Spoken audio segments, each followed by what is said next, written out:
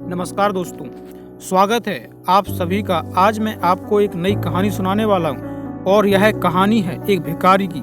सिर्फ एक विचार ने, एक अच्छे विचार ने उसकी ज़िंदगी में परिवर्तन ला दिया दोस्तों। वह विचार क्या था वह आपको कहानी के बाद में पता चलेगा। तो चलिए आपका ज़्यादा समय जाया न करते हुए कहानी को शुरू करता हूँ। एक भिखारी था, वह भीख मांगा करता था। रेलवे स्टेशन पर वह रोज आता था और एक ट्रेन में बैठकर वह दूसरे रेलवे स्टेशन पर जाता था। एक दिन उसको एक बिजनेसमैन मिला। उसके दिमाग में ख्याल आया कि हो सकता है यह मुझे ज़्यादा पैसे देगा, तो क्यों ना मैं इससे भीख मांगूं। जब वह बिजनेसमैन के पास गया भीख मांगने के लिए, तो उसने उसको भगा दिया और जाते हुए कहा कि कितने बेवकूफ़ आदमी हो तुम। मुझे यह बताओ कि तुम्हारे पास मेरे को देने के लिए क्या है। जब खुद तुम किसी को कुछ दे नहीं सकते तो मांगना छोड़ दो।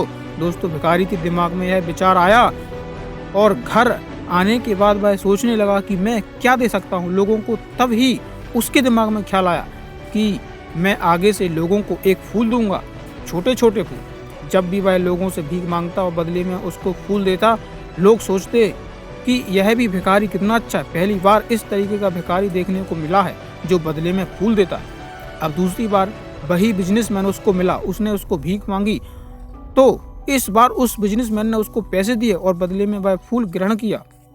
और बिजनेसमैन ने यह कहा कि हाँ, अब मैं तुमसे यह कह सकता हूँ कि तुम एक सच्चे बिजनेसमैन हो, क्योंकि जब तक तुम दूसरों को दे नहीं सकते तब तक दूसरों से मांगना छोड़ दो। दोस्तों, वह भिखारी रेलवे स्टेशन पर बाहर आया और वह जोर से चिल्लाया कि मैं भी बिजनेसमैन बन के दिखाऊंगा, और सभी लोग उस पर हंसने लगे। 6 महीने तक भिखारी वहां पर नहीं दिखा।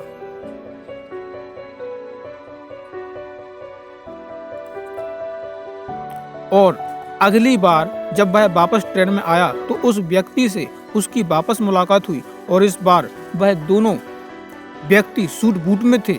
और तीसरी बार जब वह भिखारी उससे मिला तो उसने बिजनेसमैन को कहा कि हम तीसरी बार मिल रहे हैं। बिजनेसमैन ने कहा कि नहीं, पहली बार।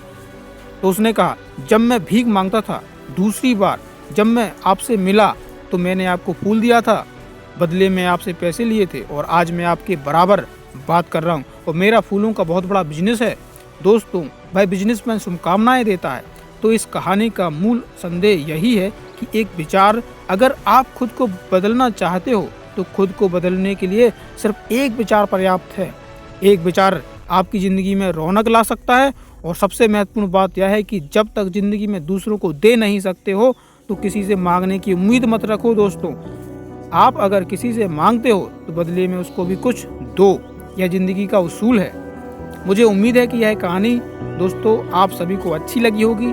आपको यहाँ तक वीडियो देखने के लिए बहुत बहुत धन्यवाद, और मैं आशा करता हूँ कि आप सभी बहुत खुश होंगे। तब तक के लिए अपना ख्याल रखें, सुरक्षित रहें। इस कहानी को सुनने के लिए और अपना कीमती समय देने के लिए आपका शुक्रिया।